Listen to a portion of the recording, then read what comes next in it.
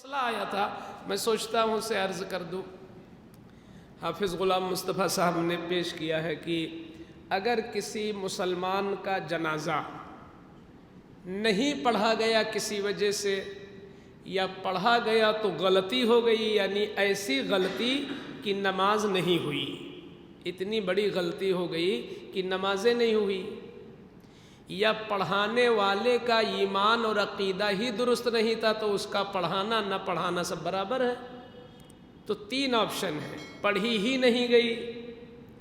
یا پڑھایا اچھے آدمی نے مگر غلطی بڑی کر دیا جس سے نماز نہیں ہوئی،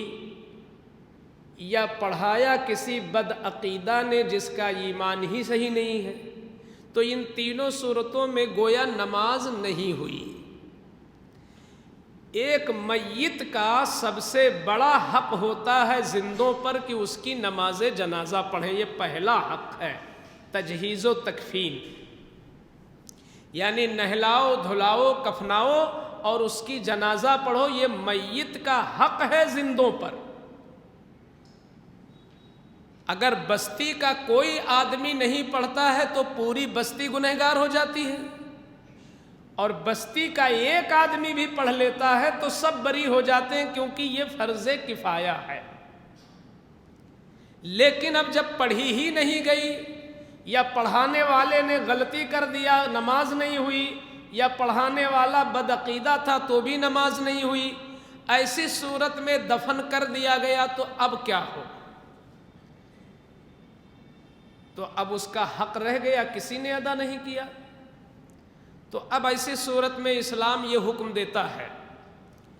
کہ 3 دن کے اندر، 3 کی کوئی خاص نہیں ہے بلکہ اصل ہے کہ جب تک وہ مردہ کا جسم پھولا پھٹا نہ ہو، پھول کے پھٹ گیا ہو، لاش بالکل بیکار ہو گئی ہو، اگر اس پوزیشن میں ہو گیا، پرانا معاملہ ہو گیا تو اب ساقط ہے، اب نہیں، اب مجبوری ہو گئی۔ لیکن اگر آپ کو ایسا لگتا ہے ابھی پھٹا نہیں ہوگا تو اس کی علماء کرام نے مدت بتائی ہے 3 دن، لیکن اس میں بھی تفصیل ہے کہ موسم دیکھو، اگر گرمی کے سخت گرمی کے دن ہیں تب تو اور جلدی معاملہ ہو جائے گا، لیکن ٹھنڈک میں ہو سکتا ہے 3 دن سے بھی زیادہ بڑھ جائے۔ تو اب یہ موسم کے اوپر ڈیپینڈ کرتا ہے۔ آپ کو اگر ایسا لگتا ہے کہ ابھی اس کا جسم سلامت ہوگا، پھولا پھٹا نہیں ہوگا، تو آپ اوپر سے جنازہ پڑھ سکتے ہیں، یعنی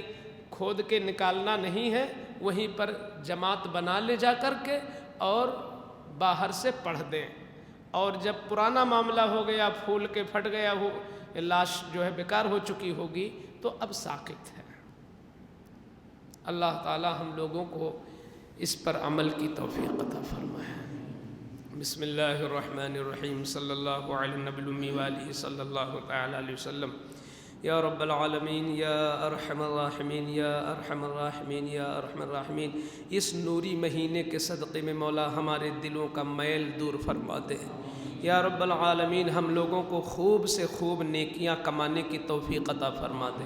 شیطان کے وسوسوں سے ہم سب کی حفاظت فرما دے۔ یا اللہ، ہمارے گھروں میں جو آسیب، بلا، مصیبت، پریشانی، جادو ٹونا، نظر بد، حسد، کسی قسم کی چیزوں سے ہمارے گھر میں بے برکتی ہو، مولا حضور کی آمد کے صدقے میں اس کا خاتمہ فرما دے،